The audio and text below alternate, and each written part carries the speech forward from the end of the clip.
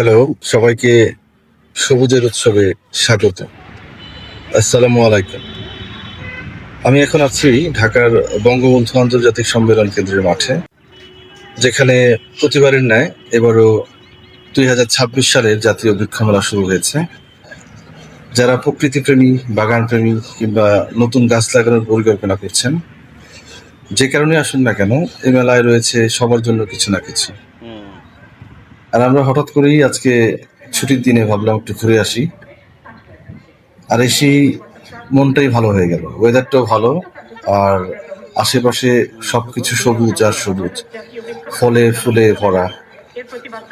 আর এখানে যেটা দেখলাম, দেশি বিদেশি নানা প্রজাতির ফলজ, বনজ, ঔষধি,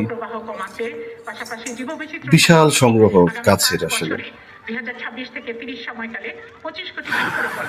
আসলে গাছ শুধু কেনা নয়, এই মেলার মূল উদ্দেশ্য হলো পরিবেশ রক্ষা, সবুজায়ন বৃদ্ধি ও মানুষকে আরো বেশি গাছ লাগানোর জন্য উৎসাহিত করা।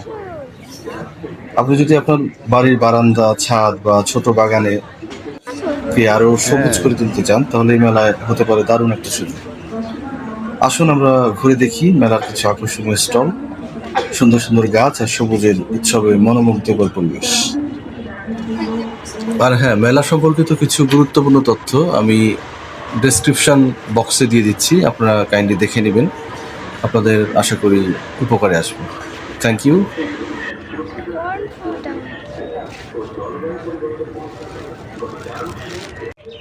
পানি ফল